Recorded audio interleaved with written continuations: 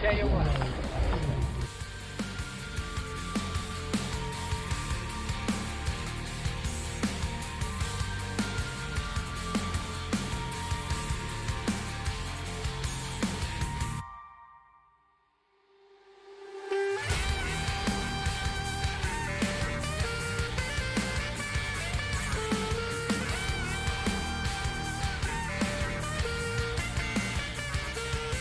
All right. What's going on, Lucas? The time has come. What?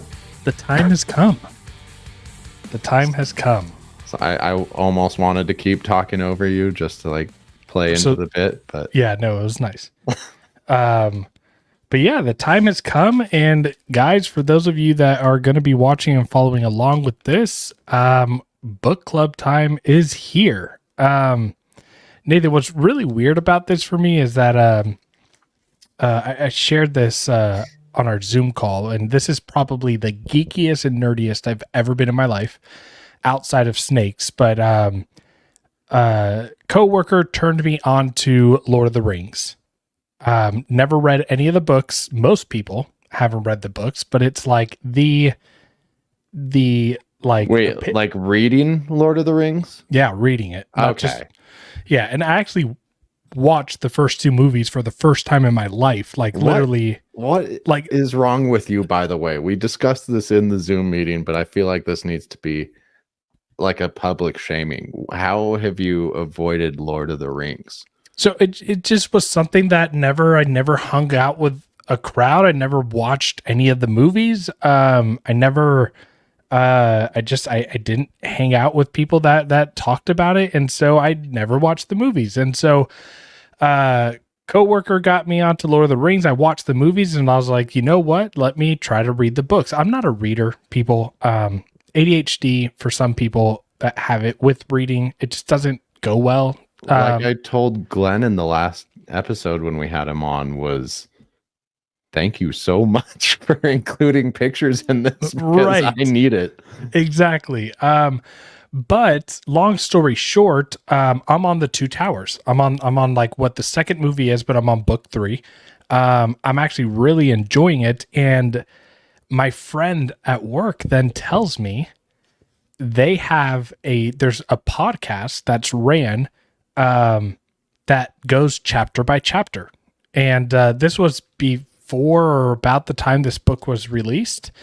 So I started listening to the chapters of the podcast in their little book club after I would read each chapter. And that's kind of like what, like, I was like, oh, we should maybe do that for this book. And, so there's like outside of doing this, like for the Retic community that are maybe not readers or anything, I also feel like I'm motivated to do it because I'm enjoying the process of reading a really geeky book, which is a great book, by the way. But I'm really excited to dive deep into this. Guys, we are on episode 111 of the Retic Lounge, and this is going to encompass what we're going to be reviewing today. We're going to be outlining and going through the intro, chapter 1 and chapter 2. Correct? Yep. I guess the introduction as well. Yeah, I said that. Oh, well, sorry. But yeah, so I'm excited to really jump into this. Before we get started, I kind of want to just give you guys some context on what we're going to be doing. This is kind of like there's a lot of information, so this is going to be very, dense. And Nathan and I are going to try our best and probably get better as the series progresses with this. But we're going to try our best to also include our thoughts and discussions within the content of the book, so that we're just not reading off of the book or anything. But we really just did our own outlines. We got information next to us on our monitors. We got the book right here in hand. We're going to be going side by side with you guys, chapter by chapter throughout the series. Nathan, do you want to say anything else before we really jump in? Oh, wait, I forgot. Yes, Lucas. We got to do our Cold-Blooded Cafe sponsorship. There it is. Guys, again, thank you so much, Cold-Blooded Cafe, for allowing us to be a part of your team. Guys, if you are wanting 20% off of the best rodents that are out there, chicks, quail, rabbits at times, pigs at times, here Quail is eggs, I believe. yeah, quail eggs. They'll even send you eggs as well. 20% off with Reptile Lounge 20. Again, shout out to Chris Foley, Des, and the team over at Cold Blooded Cafe. We appreciate you guys for allowing us to be a part of your team. Guys, use that code and let us know how it goes. All right. All right. Well, Lucas, jumping Nathan. off, where do you want to start this thing? Yeah, I think let's get a little bit into so a synopsis of kind of just the intro in general. This is where you kind of get to know what motivated Glenn into writing the book. In the introduction, he talks about his history of fascination into reticulated pythons. He saw the massive gap that was present in not being able to find information. And it's really a great chapter, but there's a part of the intro that really stood out to me. That's like right at the beginning. And Nathan, I believe that you had the video pulled up, but Glenn talks about watching Austin Stevens go to Southeast Borneo, and Austin Stevens is with Snake Masters. These are old videos that came up, and he came across this video in search of a large snake, a man-eating python is what he said in the book. So Nathan was awesome enough to look for the video to find it, and so we're kind of going to play it and watch it together. For those of you that read the book and don't know what he's talking about, this is your opportunity to kind of watch it if you're watching on YouTube. Whether you've poured your heart and soul into your reptile business or you've just begun your business journey, AE Foundry has you covered with next level expertise in graphic design, motion graphics, videography, photography, and so much more. If you've been dying for a new logo for your reptile business, motion graphics for your current logo, a new website, or need assistance making your video podcast come to life, then listen carefully. AE Foundry's mission places storytelling at its core.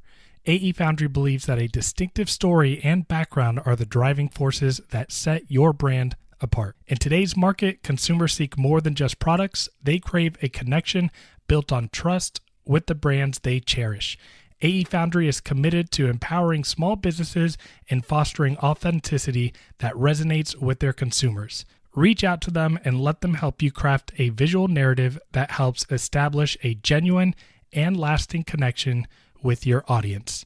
To contact AE Foundry, email them at aromero@aefoundry.com or on Instagram at AE Foundry.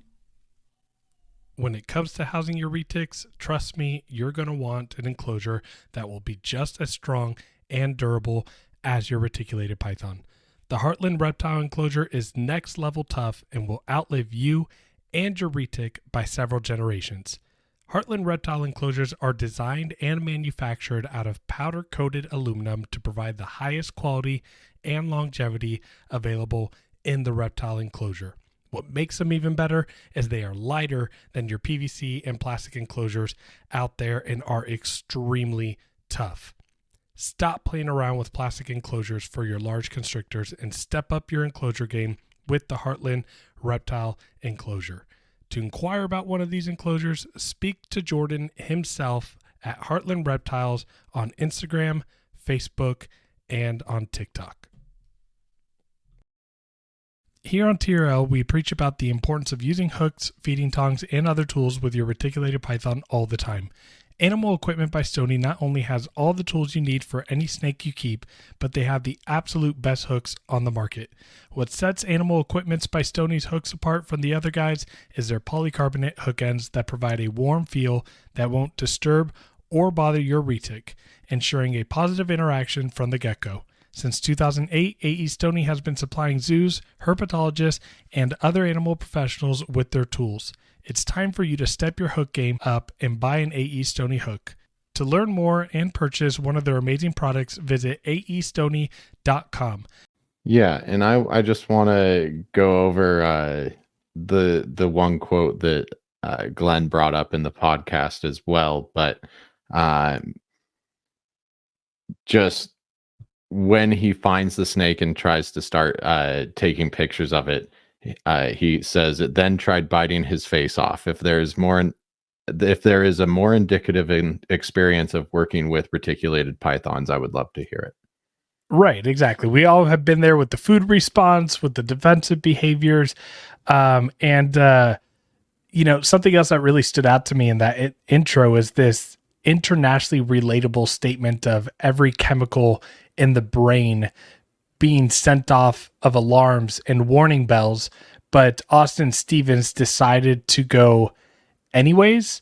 And I feel like that's relatable in like everyday life, right? Like we have that gut feeling that tells us like something might not be a great idea, but like our passion really just overrides it. Kind of like me buying another snake, right? Like I have the alarms and the bells going off on like you probably shouldn't, but then the passion just kind of goes in and buys it, right?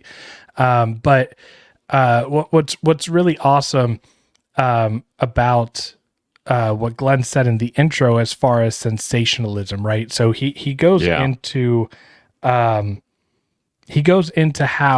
back in the day, a lot of these people that did this, at the core of everything that they did was education, and providing information. And unfortunately, in today's day and age, we see a lot of sensationalism, right? We use these animals we use them as a prop to get attention through social media. And Glenn speaks about just how someone like Austin Stevens does this purely for the educational perspective, but still fulfilling that rush and that energy level that really comes with wanting to seek out this quote unquote man-eating python, which I'm sure everyone who's listening and knows retics, that they have had several incidents of eating people over in those remote islands. So I don't think the one he stumbles upon is typical or capable, of taking him down, but you'll see that in a moment. One thing I kind of highlighted in the book as well that goes along probably with what you're saying is, on the surface, their actions seem sensational. However, they always put the animal's welfare and safety first. They manage to educate the general public while doing so. Right. So Nathan, go ahead and play the video. I actually haven't watched it. He's probably doing this because he's shedding, okay? So he found some shed along the riverbed, and I want to back up actually just a little bit because he doesn't even realize it's there. What I wanted. But then I've heard it said, be careful what you wish for. Look at this. And then this snake is right here. It's been shedding. It's been shedding and pushing itself all along this bank here somewhere. It's just incredible. Oh, just look here. Look here, right in front of me. I'm not even seeing it. Look here. There he is. Look here, here's his whole body. Look here. He walked basically along the length of the entire python, looking at its shed, and had no idea he was right there, a few feet from it. Right. That's nuts. So then he approaches and starts pulling it out to try to see how big the snake is. Oh, look at the size of this. Oh my God. Let's see which side I've got. I mean, in terms of pulling a wild reticulated python, like that's a pretty was solid muscle. Calm reaction so far. Yeah, like that's balls of steels right there. No thanks. Yeah, but I mean, the snake's not acting very reactive at this point. Yeah, right.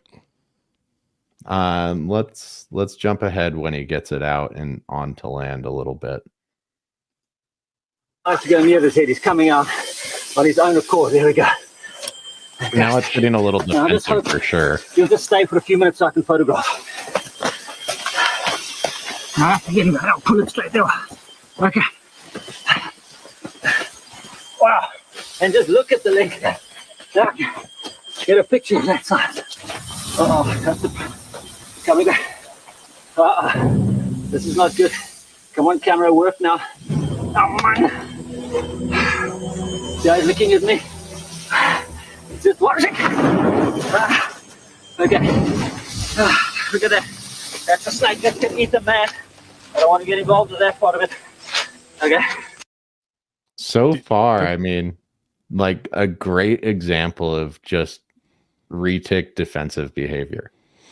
Right, and I mean, what's lucky for him, the larger the snake, the generally the longer they can strike, but the slower that you'll see that strike. But I liked seeing the frozen aspect of the snake. It froze, right, and was just kind of assessing its situation, right? So you can even see when he's pulling it out, the snake's first reaction was, "Let me get away." Yep. The snake was trying to get away, and then as he realized, like, okay, he's not going to leave me alone, then I'm going to try to. And he's still at its tail, like the most vulnerable part. So, right, the snake's not totally out of there just because the head's away.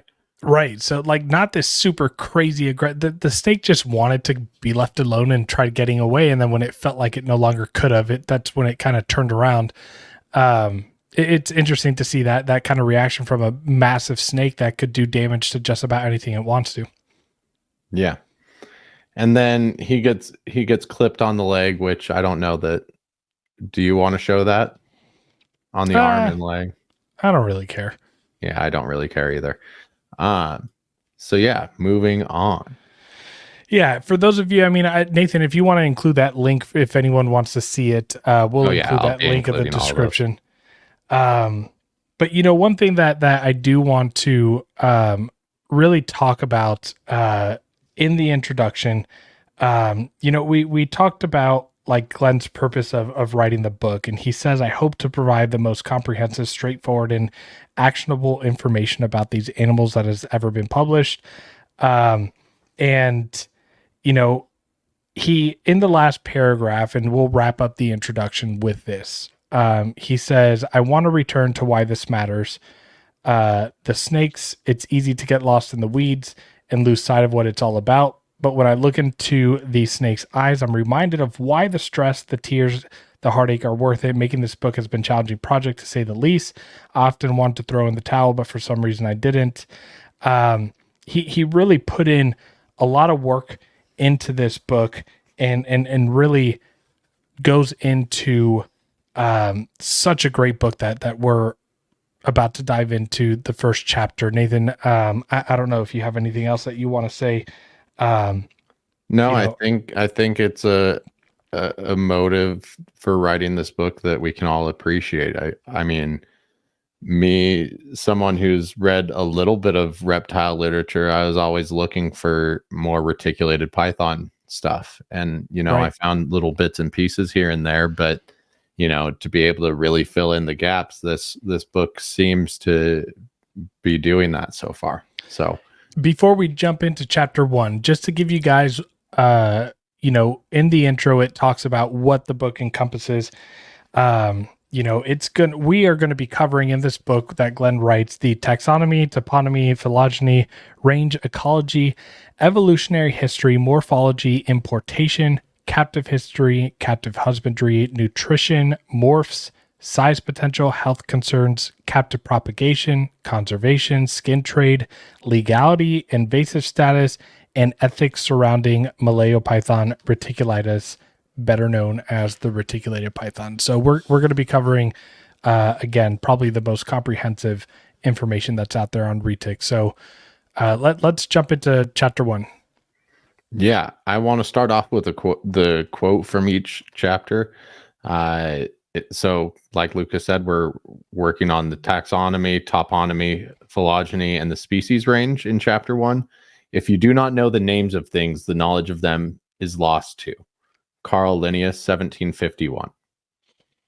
Right. So, I that brings up a lot of things for me in regards to, it's important to really familiarize ourselves with the importance of understanding the species, and their background and where they fall in their taxonomy. So, there's, what I really like about chapter 1 too is he also defines and outlines important terms and terminology that he uses in the book, right? So he defines what a mainland reticulated python is. He defines what a superdwarf or a dwarf reticulated python is.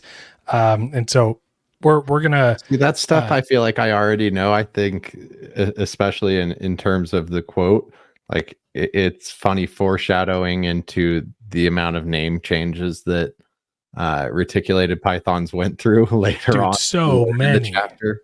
So many. We'll jump into it, but just to give you a little bit of information right now, I found out that retics were once considered boas, because back in the day, and we'll get more into the timeline of all this, but any large species of snakes was referred to as a boa. Mm-hmm.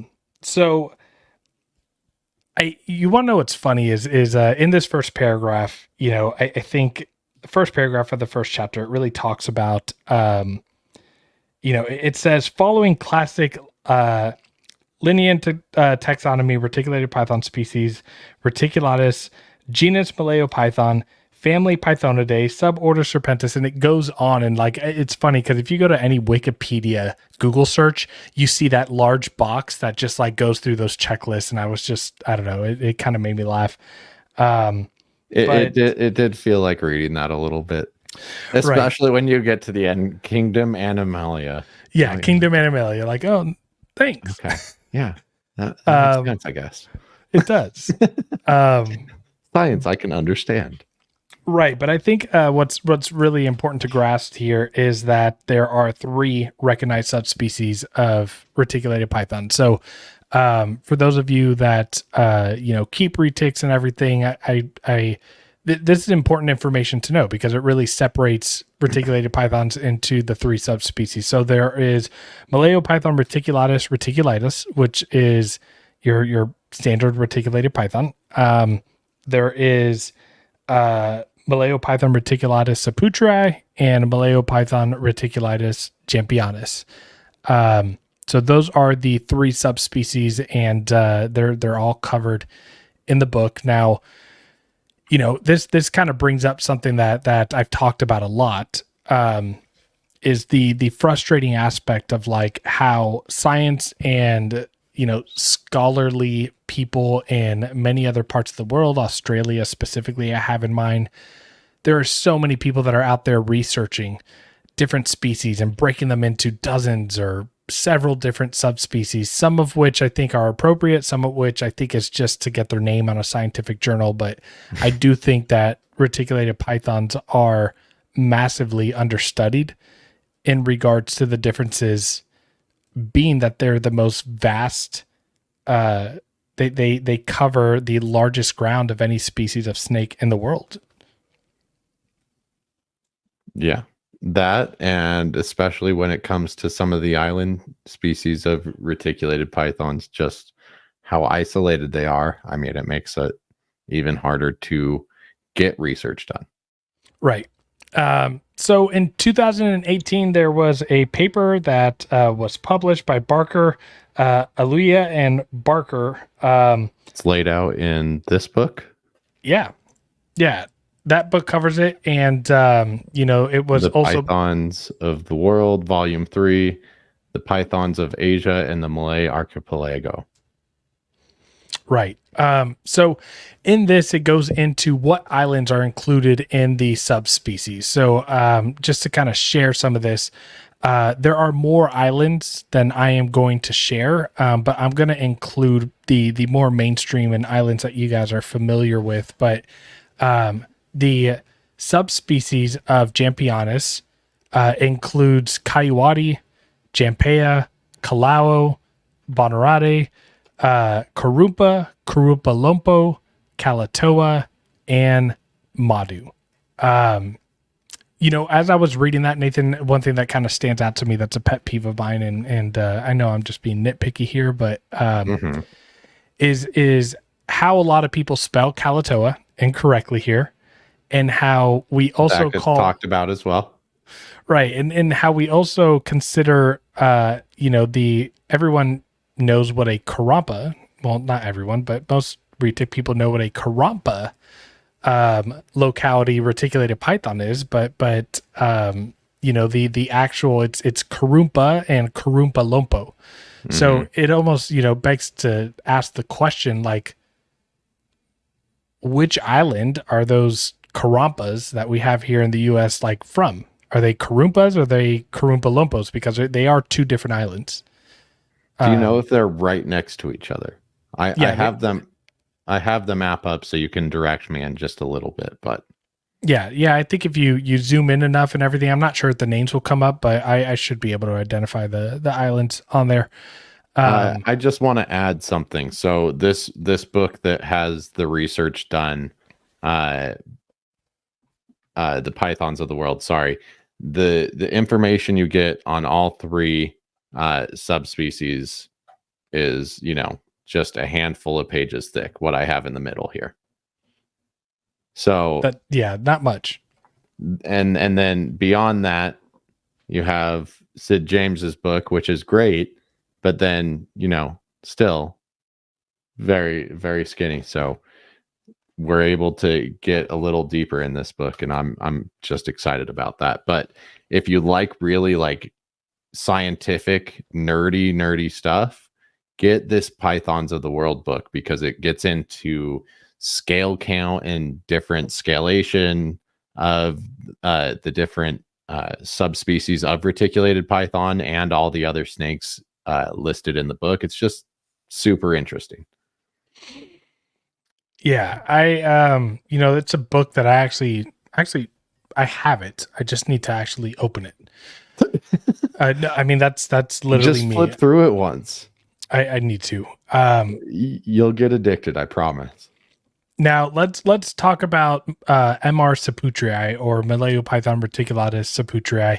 Again, not going to go over all the islands it encompasses in the book, but just the ones that most people that are listening are familiar with, that are relation to, you know, captive keeping and breeding. But saputrii are from Selayar, Tambalongan, Polasi, and Southwest Sulawesi. So I think a lot of people forget or don't know that Southwest Sulawesi is part of that classification that is grouped into Selayars, right? You know, and it kind of makes me wonder, like, you know, if like the dwarf designation with Selayars being saputrii, if the saputrii actually has anything to do with it being dwarf, or is it more of just a characteristic or trait? And I'm pretty sure in that research article and in that journal that was published, it talks about facial structure changes, scalations, and different things. But a lot of people think that saputrii, I think, are associated with dwarfs specifically. And I don't know. I can imagine that in Southwest Sulawesi, some of those animals are probably not considered what we in the hobby consider dwarfs. Yeah, no, definitely. So let's talk. Do you want to get into like the island ranges? Yeah, I mean, first and foremost, I think what's like really important, and I've talked about this before, but Malayo-Python reticulatus, so just retics in general, widest range of pythons covering massive grounds throughout Indonesia and nearby areas. And if you look into page 2, I mean, we're talking about Bangladesh, we're talking about Cambodia, India, the Nicobar Islands, Indonesia, the Lesser Sunda Islands, Sulawesi, Singapore, Thailand, Vietnam, Philippines. I mean, like just massive spread of where these animals can be found. And I think that and the furthest away, Puerto Rico. Furthest away, Puerto Rico. Let's get into the invasive aspect of these animals, because that's mentioned shortly after this. Yeah, might as well jump into it. Let's go ahead and share that. So, yeah, the Malayo-Python reticulatus has colonized in Puerto Rico. Yep, and they are breeding in what's, I don't want to say it's cool, But I follow a few Instagram pages that go out to Puerto Rico and they catch reticulated pythons out there. Dude, they have albinos, they have motleys. These are people that literally just like pets were freaking just thrown out there, and I mean you can go get yourself a Puerto Rican albino amel. Hey, that would be a great find in the wild, but they didn't start popping up there until 2015. This article says, but they've had invasive Burmese pythons, boa constrictors, and now reticulated pythons. When I first heard about this, like when I heard about retics popping up in Puerto Rico, I always was told that it was like some drug leader or like cartel leader that ended up like releasing all of his animals, but I wasn't able to find any like solid evidence to back that up. Yeah, and I don't, I'm gonna. They were saying it's more likely the pet trade. Yeah, so it says in recent years, reticulated pythons have been found outside of their natural range in Puerto Rico, where they have been established a breeding population, and in the continental United States, specifically in southeastern Florida. There's been 14 specimens confirmed by Florida Fish and Wildlife Conservation Commissions, though a breeding population has not been established in the states. I think that I don't know, I could make a couple assumptions why, but Florida, despite how hot it is, it can still get pretty cold. Maybe there just wasn't enough animals to actually start a breeding population, right? Yeah, I don't know. But what I do know is that in the next paragraph that we're on right now, we get into the climate that these animals are from. So before we even talk about what's noted in the chapter, Nathan, what do you know off the top of your head, and what would you say about reticulated pythons based off of general information that you might give someone if they asked you about retics? That their temperature and humidity don't really fluctuate all that much due to their distance to the equator. They're very tropical. Yeah, I mean, pretty general, like it might hit 90s out there, might get as low as 72 on the low end. And then relative humidity is almost 100%, fluctuating between about 60% somewhere. So, right, like real general. We also want to thank VivTech Products for being an affiliate sponsor of the Retic Lounge. Stop by VivTech Products for the best UV spectrum lighting on the market that will enhance and improve your snake's overall well-being and health. Visit vivtechproducts.com and use the code ReticLounge23 today for 15% off. Again, visit vivtechproducts.com and use our affiliate code ReticLounge23 today for 15% off. Looking for the perfect accessories for your hatchlings or juvenile retics? Look no further than Heli Guy Serpents. Our sponsor, Chris Sexton, is coming in hot with an amazing 3D printer, creating top-notch perches and other caging accessories for your beloved pets.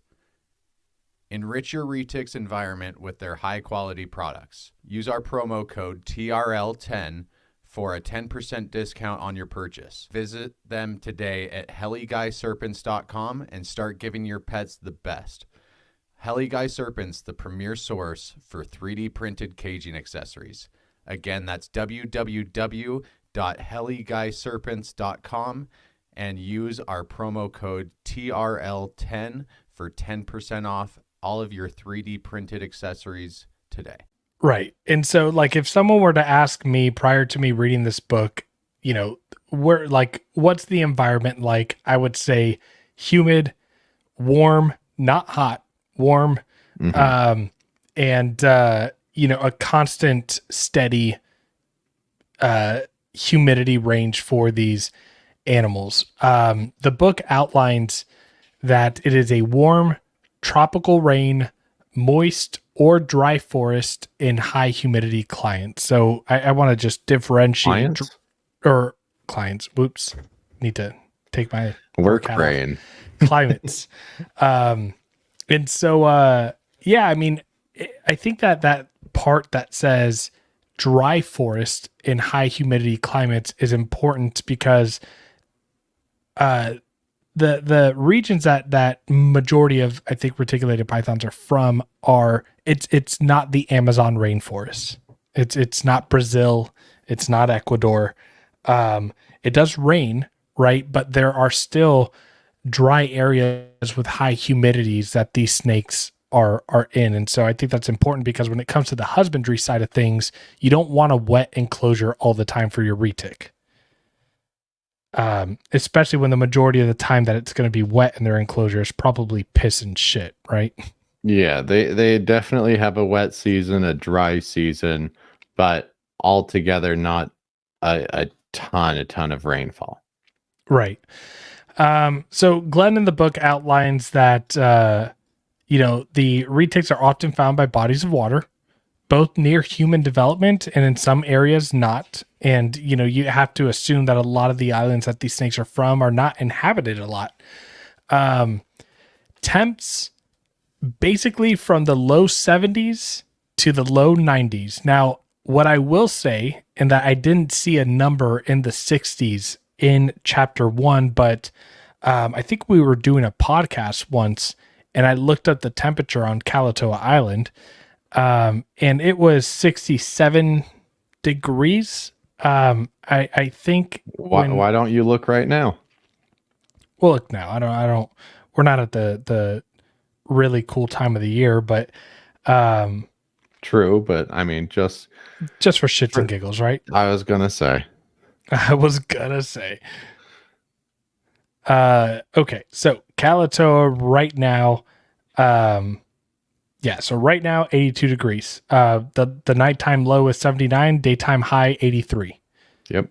So pretty consistent with what we're reading in the book.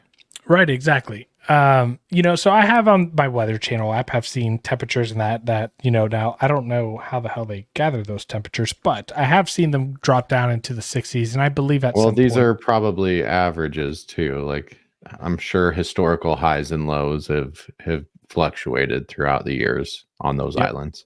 Yeah, exactly. So now I think the and that begs to, I want to have that conversation in regards to just like how we have historically kept retics, and we're finding out that they don't really like heat all that much. We talk about it a lot on the podcast about like having a hot spot of like 90 degrees. And that's something that I would never touch in a million years ever again. Even though it does get in the 90s, like where they're at. But if we're being honest about the type of enclosures people have historically kept retics in, 6 or 8 foot enclosure, 90 degrees, 90 degree hot spot all year round. Yeah, that's warm, man. That's hot. Yeah. That's bound to drive you crazy at some point. Yeah, what's been you're still keeping gradient. I'm keeping ambient. Mhm. What's been your sweet spot again for your hot spot that you prefer? It really depends on the animals I've found. Like especially the younger animals, they seem to like fluctuate. I've had periods where they do better with a little bit warmer, like on maybe 87 and a half. And then like if I start noticing pushing when there's no issues, fed, clean, like all that, then I'll drop it down a couple degrees or like, 85 and a half, that kind of thing. Right. Yeah. And, we have a lot of people on our Patreon that say they have hot spots of 83, 84. Yeah. You could very easily do that. Yeah. And I mean, in my ambient setup, I would say that my average temperature, because it's the summer here and I run the AC while it's the summer, like oftentimes my daytime highs right now are only 83. I'm in between 81 and 83 ambient day in, day out without a hotspot. So go ahead. Oh, I was just going to say we're kind of fluctuating into that time of year too. Like AC is getting taken down out of the room. Heat's about to turn on in the next, few weeks, that kind of thing. So yeah, I think I might even try to switch to a lower temperature and be able to just maintain my ambient a little bit better this year. Yeah, exactly. I want to talk a little bit about, you know, in this first chapter, like I mentioned before, Glenn really jumps into defining some terms for us throughout that he uses throughout the book. And so it's important that if you want an understanding of the terminology in later chapters, that you have to kind of remember and sit back with this. So the term dwarf and superdwarf reticulated pythons will refer to the island localities constituting the subspecies Malaopython reticulatus jampianus. So remember, we talked about the jampianus range and that subspecies being Kalatoa, Madu, Karumpa, Karumpa Lompa. Am I missing one? Kaiwati. So those are referred to the dwarf and superdwarfs. Now, likewise, the term mainland will refer to the animals in the subspecies Malaopython reticulatus reticulatus. So for those of us that know the retic world, mainlands are the ones that get big, right? And superdwarfs. Do you want to go over the maps while we're going over each of these? Yeah, we can. Yeah, pull up the map. Yeah, so let's see. Sorry, I should have been a little bit more streamlined here. But there's the Bonneray Island chain, or if you squint, you can see it. Yeah, if you don't mind, zoom in on there so that we can get into what we're talking about. Yep, there's going to be Kalatoa Island, Madu Island. Yep.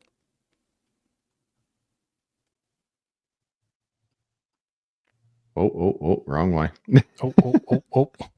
Oh. Then there's Bonneray Islands, which there's been confirmed reticulated pythons on there. Oh, I'm sure.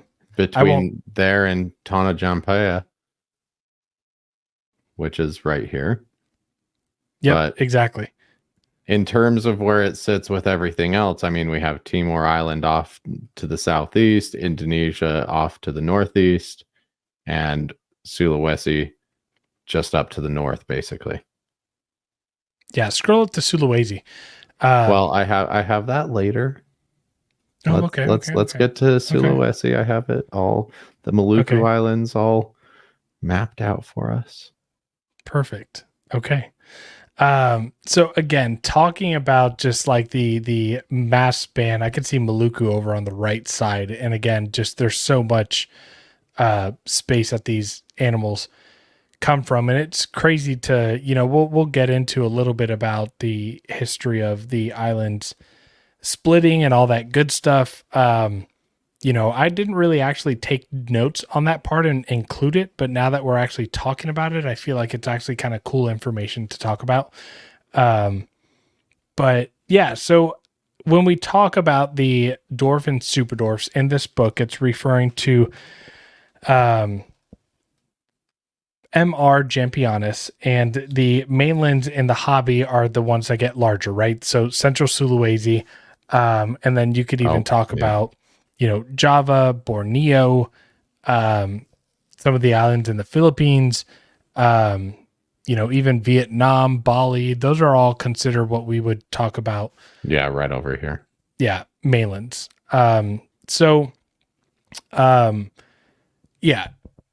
When it comes to Malaopython reticulatus saputri, they will be referred to in this book as their subspecies, as to not confuse them with MR jampianus, as both subspecies have been referred to as dwarfs and superdwarfs in the captive trade. So the reason why I think that Glenn is doing that is because MR saputri also encompasses Sulawesi a little bit. And so, but in the captive trade and in the herpetoculture side, we talk about Selayars, right, and Tambalongans being dwarfs. But in this book, they're going to refer to any of those islands or localities as just simply MR saputri. I like a paragraph just after this because it talks about the terminology of dwarf and super dwarf and just has a hint of Glenn's Glenn humor and Spice. attitude. Yeah, yeah. I read it in Glenn's voice every time I've gone over it, so I just want to include it. So, because of the captive reptile trade coined the terms dwarf, super dwarf, and mainland, this book will use those terms in the same colloquial manner as they are used in herpetoculture, rather than any potentially scientifically rooted definitions of them. All three terms are flawed and ideally should be replaced. However, because they have been in use for more than 2 decades, their use will be continued in this book, albeit begrudgingly. It's great. It's good stuff. I can just see Glenn rolling his eyes as He's he was typing this writing all shit. that. Yeah, Exactly. Oh man. So, I want to just talk about just like the vast space that these animals take place in, but there are more than 17,000 named and verified islands in Indonesia and 123 in Selayar Island chain alone. And as a result, any small island in the respective subspecies range are included if they are reticulated python. So he just kind of throws that disclaimer in there, but 17,000 islands. Maybe not all of which that retics have been found on, but just we talk about and we put these labels of super dwarf and dwarf, and we, a lot of people want to specify them to these 7 localities, right? And it's I think so far fetched to like be so close minded to know that like there are probably so many islands out there that are just as small, if not smaller than Kalatoa, that potentially have retics on them, but just I don't know. I guess science doesn't give a shit and hasn't looked. or they didn't make it their way here, so therefore we don't care. Right. And we want things in boxes and marketable and easy to sell. Right. So a couple other terms that he talks about. He talks about wild type term. So the wild type term, what he says is a retic that shares a general non-locality specific phenotype for the species. So this is referring to basically what a reticulated python is. The typical net-like pattern. Right, that does not have a locality-specific phenotype that can't be differentiated based off of its locality. So that's what a wild type term is. And in the hobby, we often use wild type for normal retics that have crosses of different islands in them. Mm-hmm. Wild type is used quite a bit in herpetoculture. Yeah, and I mean, you could go as far as, producing an F1 Selayar clutch and calling it a wild type Selayar. Right. Although, if you know anything about reticulated pythons, wild type locality reticulated python is going to look very different locality to locality. Exactly. Now, I want to get into a little bit about the history of retics and their names. So, I want to go ahead and just kind of read a little bit from the book here. And this is where we start to get into boa, right? As being the name. So, on page 7, towards the bottom of the page, it said, reticulated pythons were first described by Johann Gottlieb Theanus Schneider in 1801. And he originally called them boa reticulata and boa rhombedia. What I found interesting was that there were differences in colorations and patterning that even back in 1801, Schneider was able to identify 2 different, what would be considered subspecies, even though they're marked as boas, but that, and they were dead species as well. They weren't live specimens. Right, which is why the original specimens have been lost, and really there's no way of going back and identifying what those animals were. But it blows my mind that just like back in the day, he even goes to continue and says, for proper context, the genus boa was applied to any large snake, typically from South America, Africa, or India, and the distinction between viviparous and oviparous species were not made. So live bearing, egg bearing, so any large species So of snake. Viviparous, sorry, is live bearing, and oviparous is egg laying, correct? I believe so. And I don't know 1,000%, but if I had to, I believe so. yeah, if I had to guess, I would. Let's say find that. out together. Let's find out. Let's do it so that we're actually not wrong. So Yeah, we were correct on that 50-50 gamble there. you were there. You were correct. I just kind of validated that. Okay, well, thanks for the validation. But let me kind of. I'm gonna save you guys the. I'm not gonna list all 16 different times, potentially Could be more more. than 16 times, with subspecies of the reticulated python changing names. But what I do want to say is that from the time that they were found and they were provided a name in 1801, there has been 16 or more different times that they have been reclassified with subspecies due to the differences across vast ranges. And again, what I find funny is there's been 16 different times that it's been changed, and we talk about, I talk about at least like how reticulated pythons have been vastly understudied, and I think there's going to be more subspecies, or at least there should be at least a couple other that are really put out there. So I do think that there's probably going to be more names added, hopefully, in the future.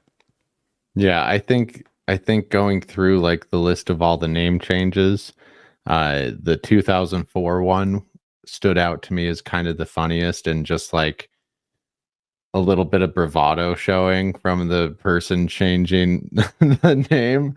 It was a German scientist, and he named it after. It was Raymond Hoser, and he changed the name to Broghammerus after German herpetoculturist Stefan Broghammer, and he proposed 6 different subspecies of reticulated python, all with the name Broghammerus in them. Of course. And I feel like that's kind of where we're still at in a lot of the scientific literature that's put out on. At least it's a little more scientific now. Right. So, I think that, as we continue to dive into the genetics and the phylogenetic analysis on different locality reticulated pythons, I think there's an increase in a demand of more information. I think that there's going to be more, but I want to jump into a little bit about the pictures before we end chapter 1. Okay. So if you guys are have your books handy as you're reading this, or if you want to just refer to it later, on page 11. Wait, before we jump to 11, I want to get into the changing of the spellings of the names, because that's a good point. in addition, the spelling of the names of the islands has changed during the course of captive history of reticulated pythons. For examples, reticulated pythons from Palau Kalatoa originally came in as Kalatoas, so Kaloatoa or Kalatoa. Yeah, so that's a funny thing we see with online. the O or without the O. They came in without the O, so that's why they've been labeled that. But using map data and what the general consensus is, the BIG. What's that agency's acronym stand for, Lucas? BIG. The national. It's from the national. Wow. That's actually a good point. I don't know that. Here we go. For the purposes of this book, the spelling of the island names from the Indonesian Geospatial Information Agencies is going to be used. Okay. Yeah, and I think it's also, and sorry if I missed this, did you talk about Madu and Honey Island? No, it just in that first part of the sentence, it mentions the Kalatoa and then moves on to Madus as Honey Islands, Tambalongans as Tombalongans.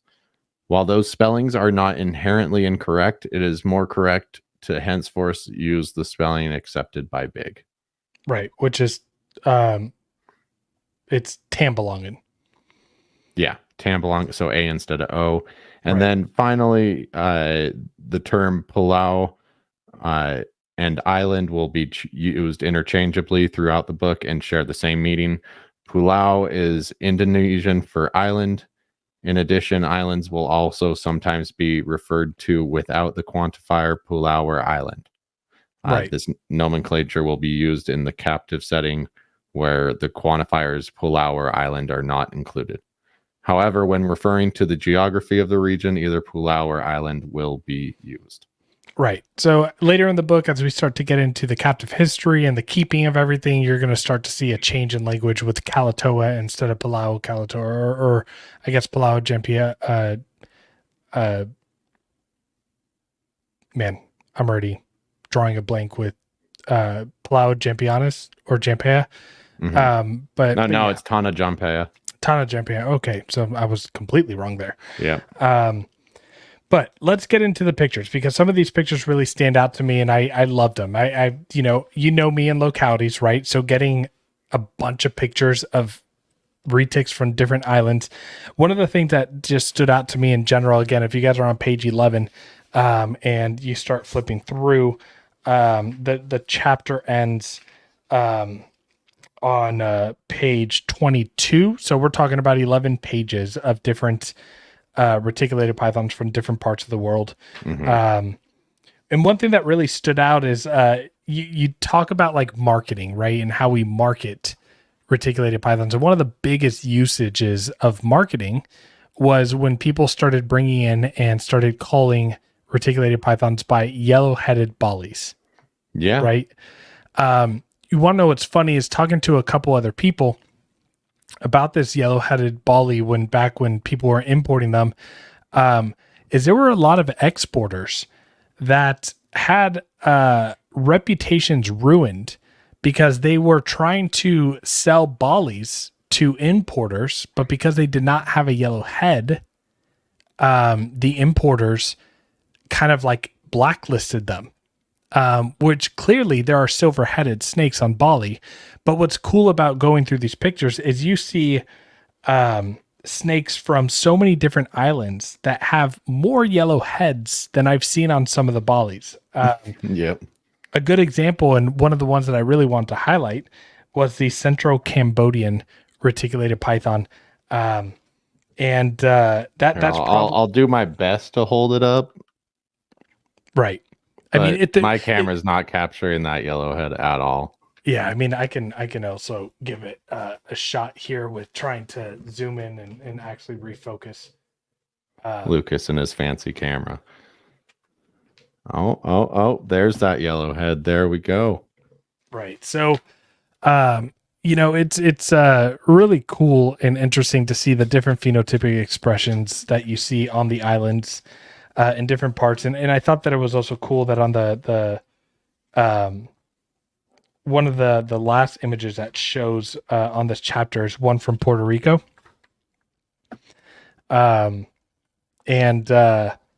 Yeah, just again, We've highlighted that locality already. Right. The Puerto Rican reticulated python. But yeah, I encourage you guys to go through these pictures. Look at all of the different localities that are on there, from Vietnam to Cambodia to Jakarta, Indonesia to Singapore to Malaysia.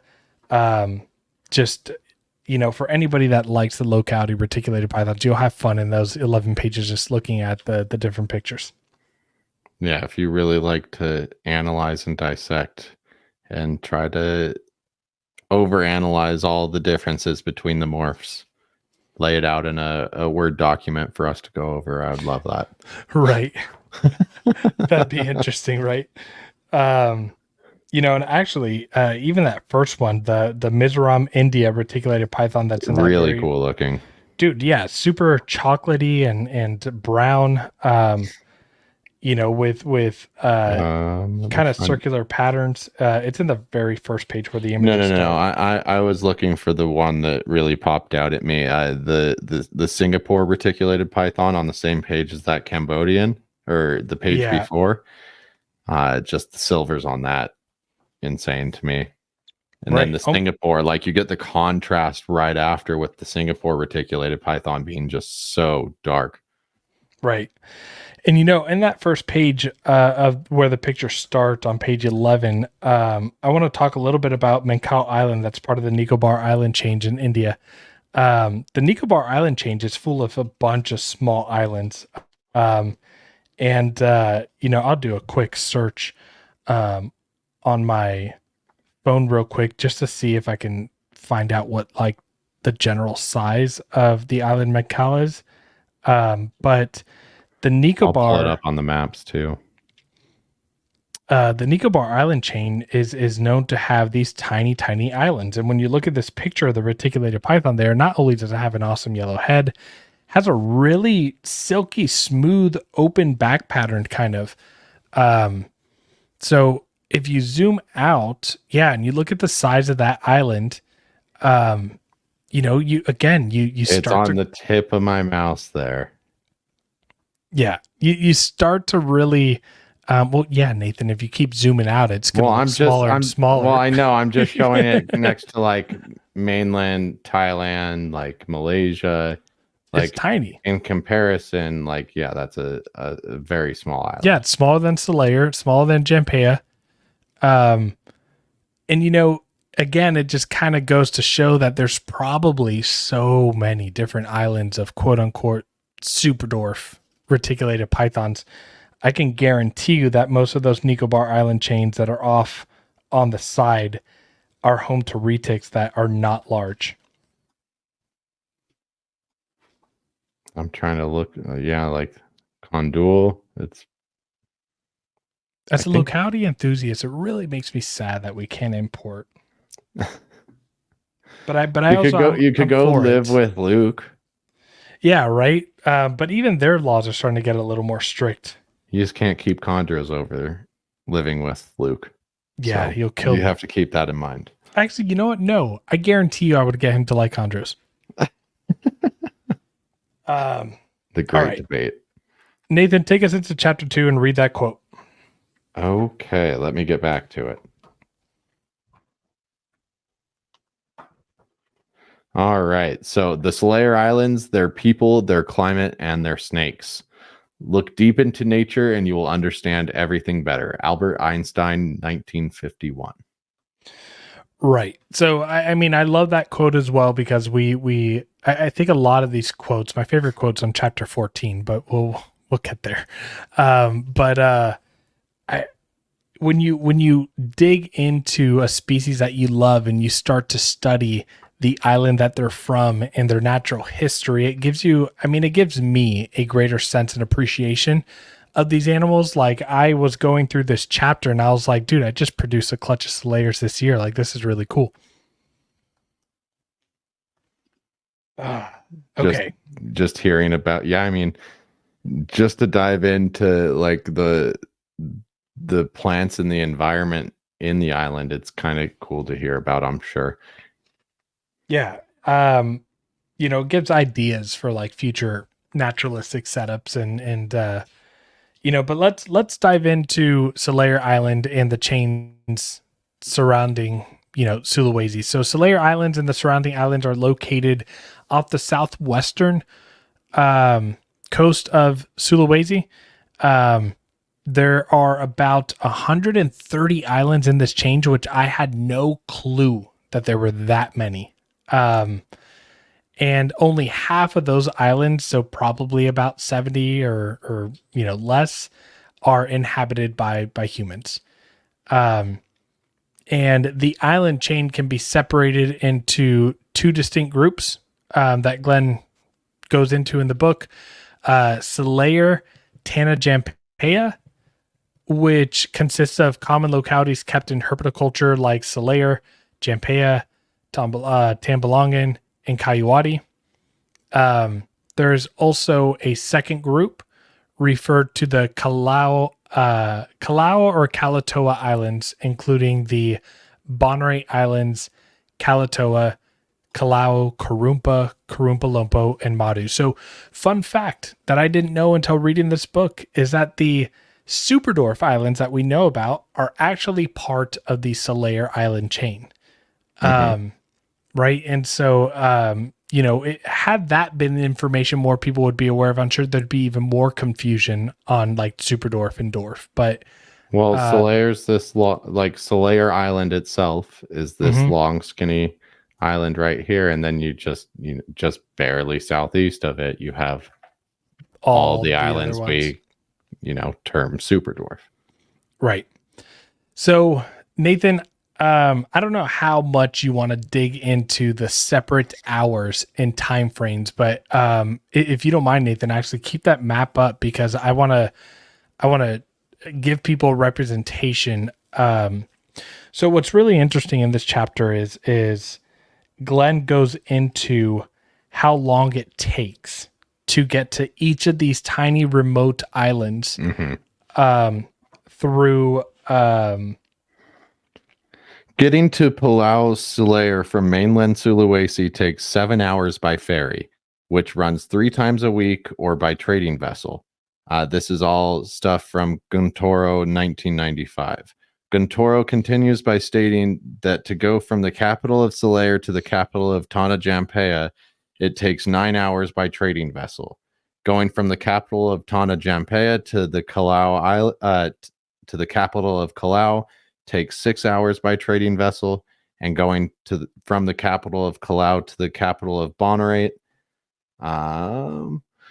takes 2 hours by trading vessel. Going from the capital of Bonaire to the capital of Kalatoa takes 7 hours by trading vessel. In total, if you're wanting to go to Kalatoa, anyone, from mainland Sulawesi, it would take 31 hours by trading vessel. That gave me, I've already heard Daniel Solis talk about the difficulties it takes to get there, but just gave me that much more respect for him going out to these islands. Guys, made you hesitate on booking the flight?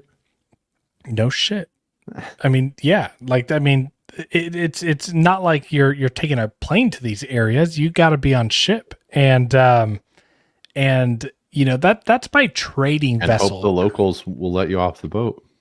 Right, and that's by trading vessels. Like, I don't know how many people are going to be able to get on a trading vessel to go all the way over there. You're likely finding local people to take you on there, in which you're not getting there nearly as fast, probably.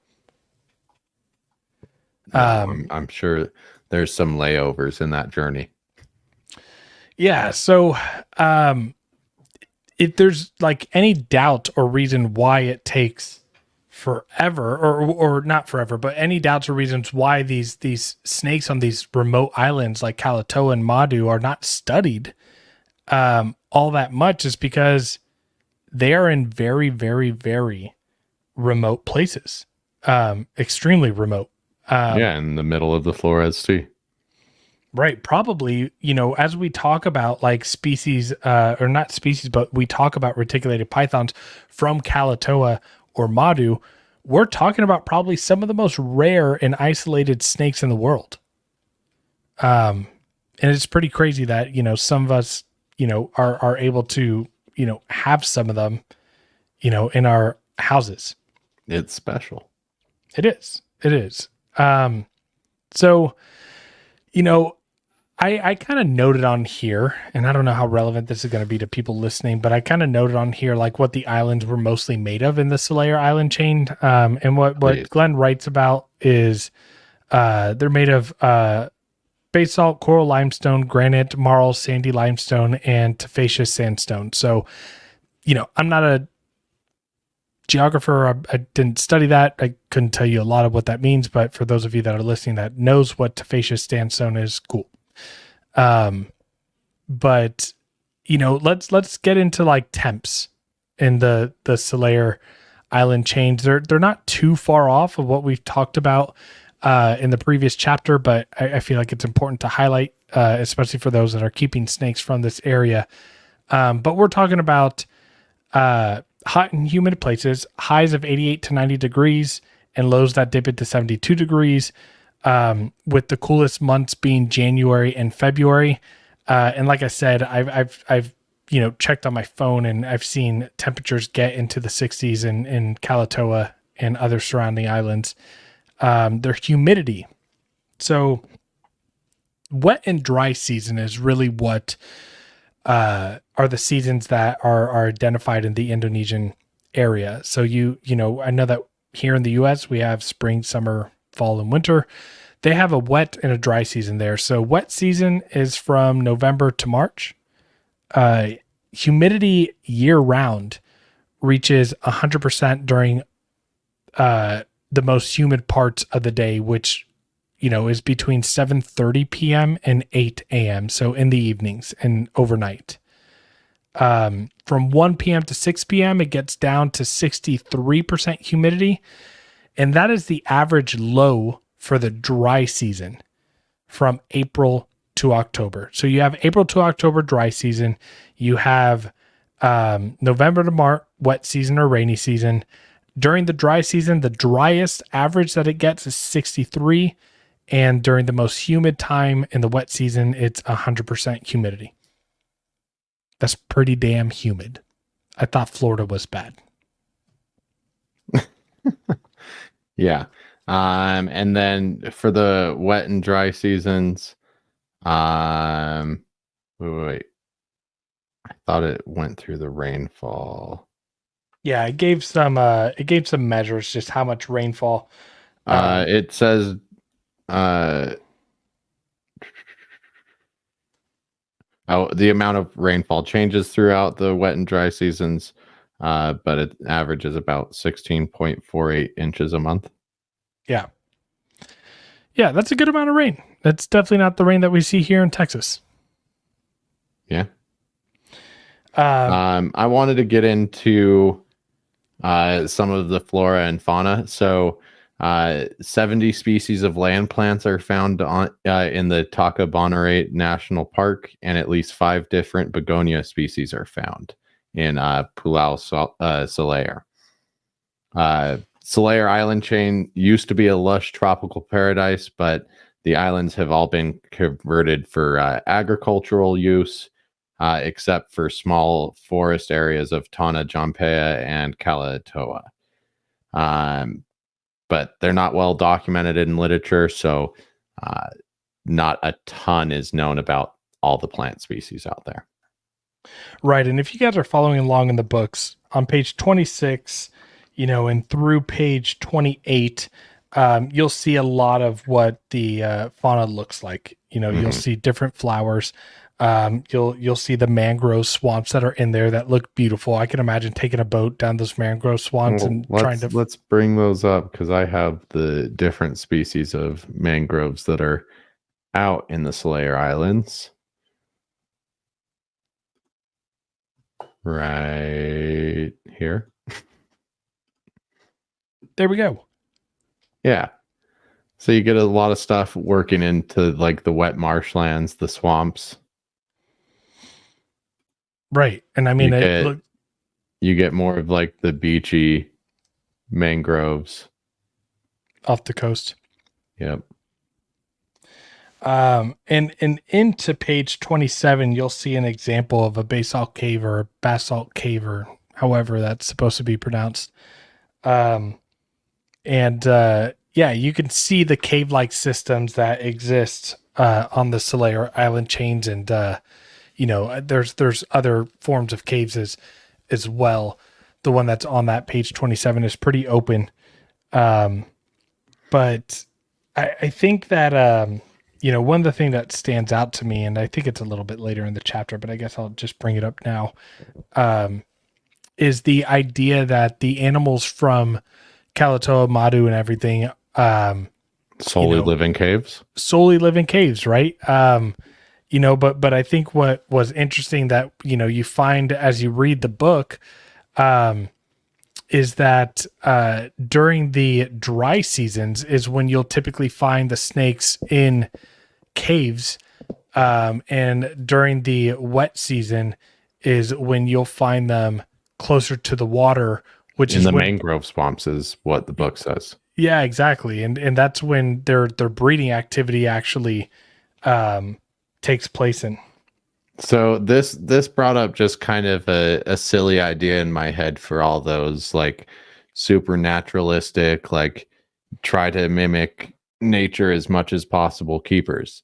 Like obviously we would all love to do that. It's a lot of work if you're caring for a lot of animals, right? So I think it would be cool if someone who was focused up on doing something like that could set up kind of like a wet season, dry season enclosure, so you have that change for your animal, and That'd then be really almost cool. have some kind of like mangrove swamp built in and just let your retics do their thing. It would have to be huge, but I don't know. It just would, like that would be cool. That's the next step in the curly haired keeper's journey, right? Right. Abby, this message is for you. Or maybe like rather than one massive enclosure is you have two enclosures. No, and- that's what I'm saying is two different Oh, enclosures yeah. for sure. Yeah, two different enclosures that encompass the two, you switch them in during that time of the year. I think that would be I don't know, pretty cool to see. Lucas, for you keeping ambient, you could just mimic the wet and dry season in your garage. I mean, like that's kind of what happens here, but it's not on like their monthly schedule. Yeah. I have time of the year where my humidity is like 75 to 85, and then I have other times of the years where it gets down into like 58 to 63. Well, and we've talked about it a lot too in other episodes, but there's a lot of belief in barometric pressure changes triggering, some of the breeding activities we see in reticulated python. So, following the wet season, dry season of Indonesia might not necessarily work in your house. Right. So let's transition away from fauna and let's get a little bit into like the people of Selayar. I found this part really interesting. Most of the residents that exist on these island chains are farmers, which you could probably imagine in a part of the world like, Selayar and those island chains. Land there is used intensely for cashew and coconut plantations and rice. And that has a tremendous impact on their economy there. Their economy is really based off of their agricultural abilities and what they grow there. And so some of the islands, and I know Selayar Island has really been popping lately. They're starting to gain, they're developing a lot of tourism there. And it's based around like their coral reefs and the ocean aspect of it. And soon enough, us reptile nerds. Right. Who are these Americans coming to look through our caves? Right. I bet some of the people in some of these remote islands, like think of white people as like this fable, this thing that like, we've only heard about. But you can go onto them exotics page and they went to Selayar Island and they did coral reef diving and they did cave diving. And it is so beautiful. I always thought to myself, if I was going to go somewhere where retics existed that also had a really beautiful place that also had some tourism type of stuff, like Bali would be it, but Selayar's popping right now. So, I almost wonder, Glenn kind of goes into the different languages and dialects that are possibly spoken, but it's conflicting. There's a lot of contradictions with the languages that are spoken. But again, there's a lot of inter-island transit of people that often occur, and there's really, I can imagine a blend of different vernacular and languages that happen throughout the cross of these islands. But on Jampea, The dialect is Baja, and Selayar Makassaric language is spoken. So haven't heard either of them, but that's the fun fact for the episode. You guys now know the language name on the islands. So wealthy. And we're probably butchering the pronunciation. So there Right. you go. Right. The people of the island are, roughly pinned at around 2,000 years, just because of a bronze drum they were found. They were a big trading route, and they were trading some of their agricultural work for different goods. And the drum made its way over to Selayar. Right. I'm getting confused. Was it in this chapter that it starts to talk about Well, this is the last chapter we're going over tonight. Well, I know, but I mean, I have kind of, I'm already kind of preparing ahead. Does it talk about the separation of the islands and potential tsunamis and things like that?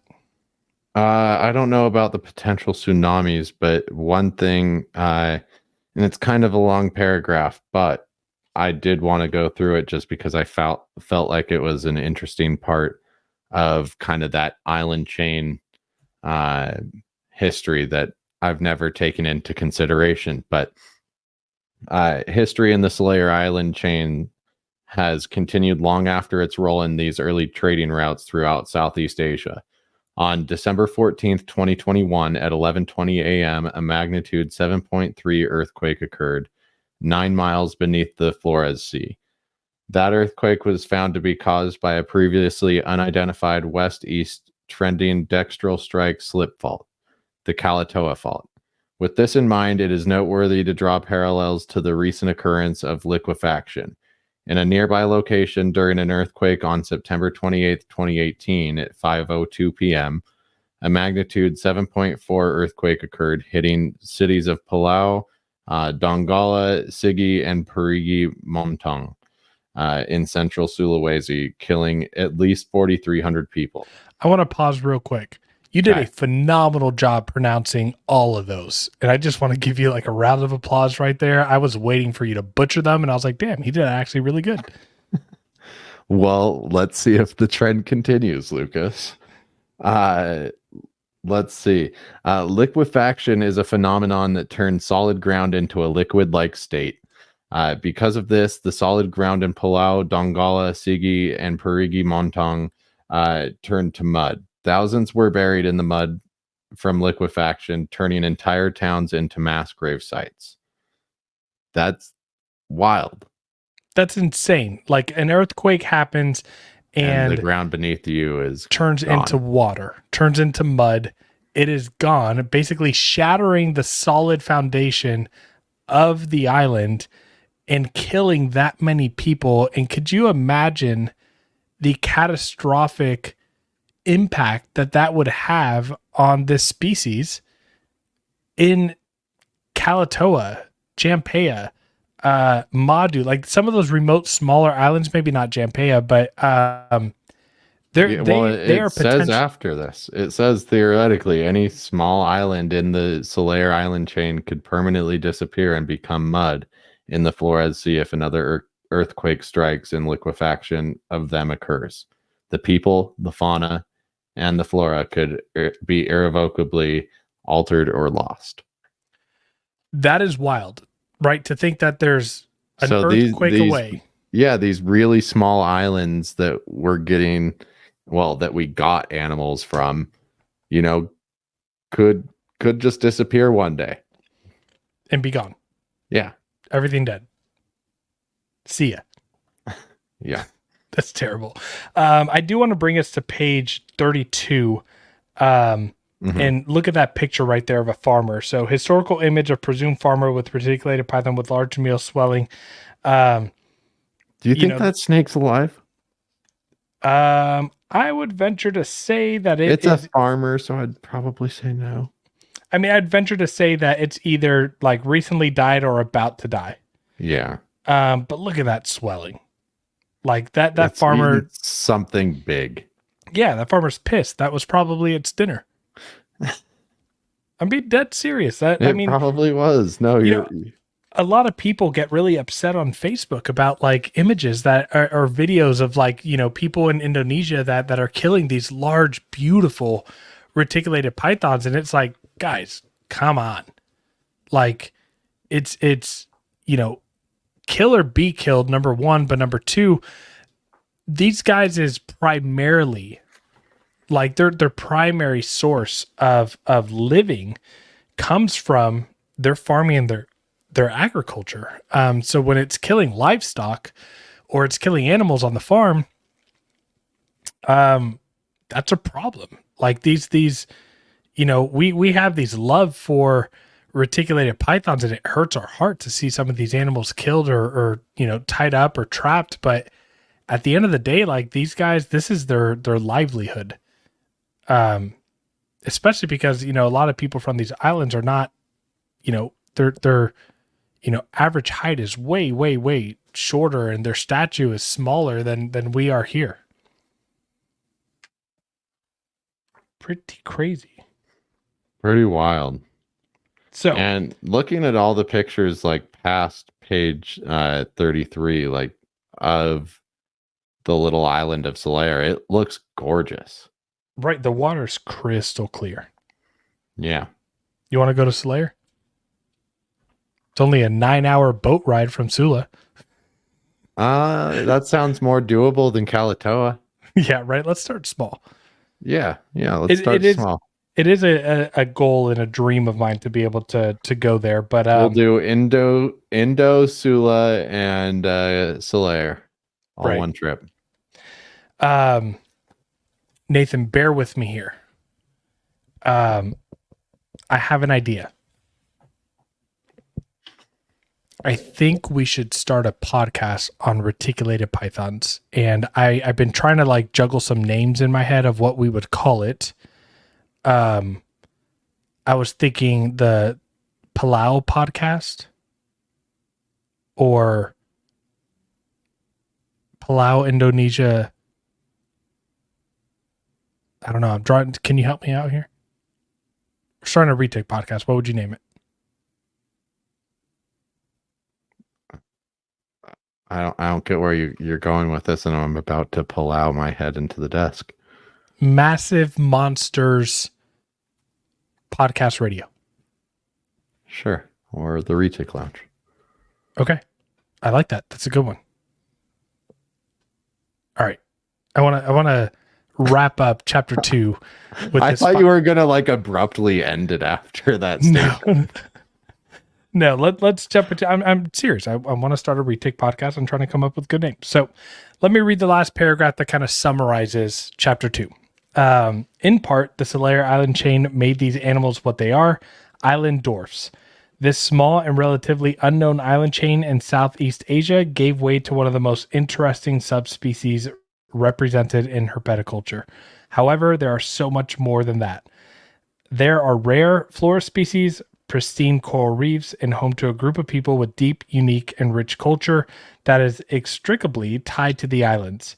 Rather than merely being tiny dots on the map, understanding the islands where MR Jampianus and insular MR Saputri come from, their climate, their ecology, and their people places them in a more meaningful context as to comprehend and understand the snake's true nature.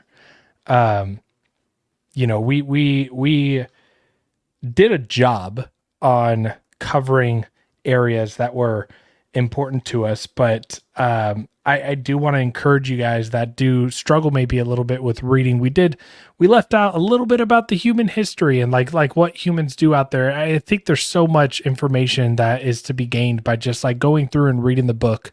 This is definitely not going to be an audio book. No. Yeah. And Glenn would be so lucky. Right. So Nathan, as you know, before we wrap up the episode, I kind of just wanted to chit chat and talk retics with you for a bit, but we're coming up on, you know, we're heading towards the end of September. We're getting into October. I wanted to check in with you and to see how your breeding season might be lining up, what your animals are doing right now. Going down to my rabbit supplier probably within the next couple days. Getting that freezer full up and ready for at least the next month or two because feedings are increasing, size of feedings are increasing. I'm gonna do my darndest to get this anery to cycle for me this year, and I think it's gonna take a lot of food. Yeah, she's a stubborn one for sure. Yeah, she's a stubborn one, and her appetite never ceases. Have you gone into, like, are you dead set and confirmed on your pairings? Everything's movable until ovulation, right? So what do you think? why? What are you proposing? No, not proposing anything. I'm curious. Oh. What is your ideally what would be paired with the 75% Calatoa, 12.5% Jampea, Anery, Pos Het, albino would be 100% snow, golden child. Oh God, Sunfire, Tiger, Platinum. What else am I missing on you? Golden Child, Platinum, Sunfire, Tiger, Het Snow. And nice. That's a 50%, but a very small 50%. Awesome. Yeah, you saw Phil's sister, or the sister to that animal at Phil's, I should say. I heard it got a little spicy again. Oh yeah, Rock James. It was the cat's fault. I heard it was the cat's fault, and so that was that first episode where I bled twice. Was that all just a premonition for what would happen to James in the future? Probably. Anytime the cat's around with that snake, and then that retic would bite him. Right, exactly. And then where did it get him, by the way? Right on the hand, so like bottom top.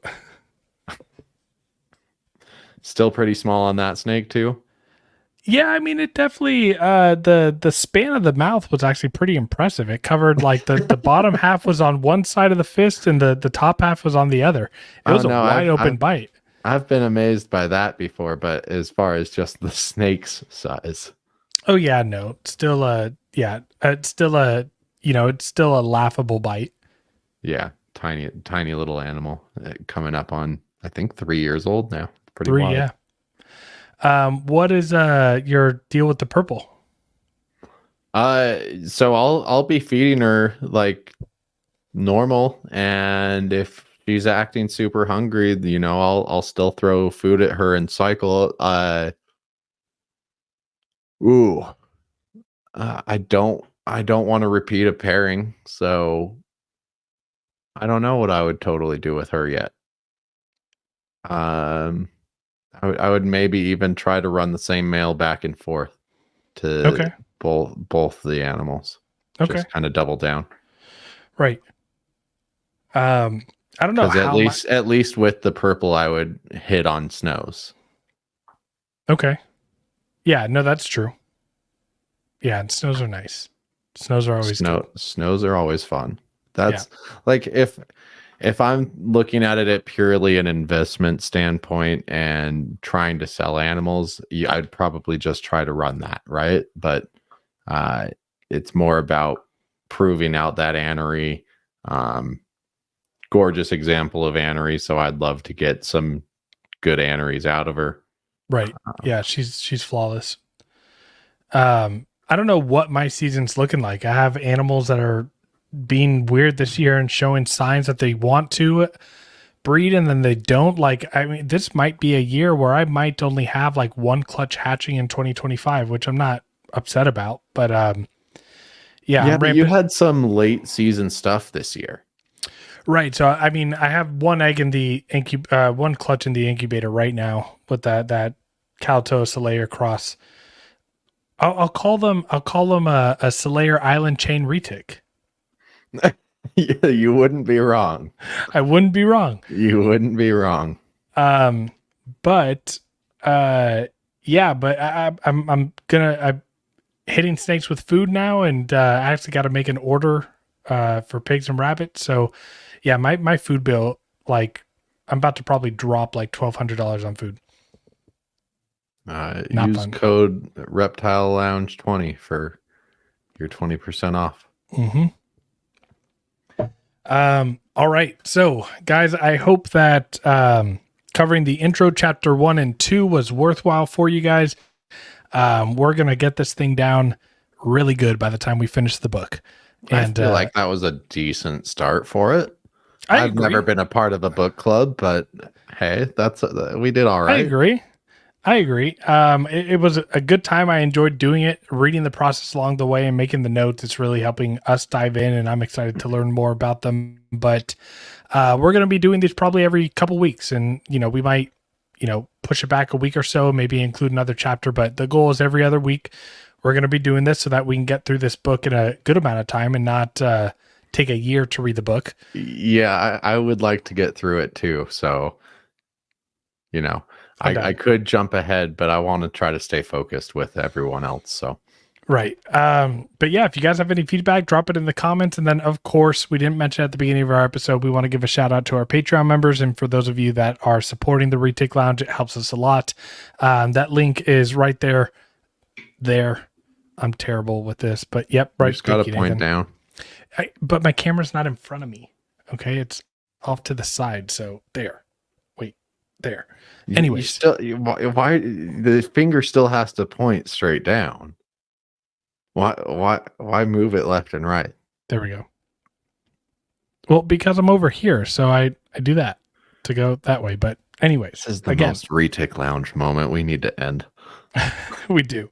But again, thank you for those that are supporting us as your names are coming up through the end credits. But yeah, Nathan, you got anything else? No, excited for chapters 3 and 4 with you guys. But until then, we'll see you next week with a brand new episode of the Retic Lounge. Later. See you, everyone.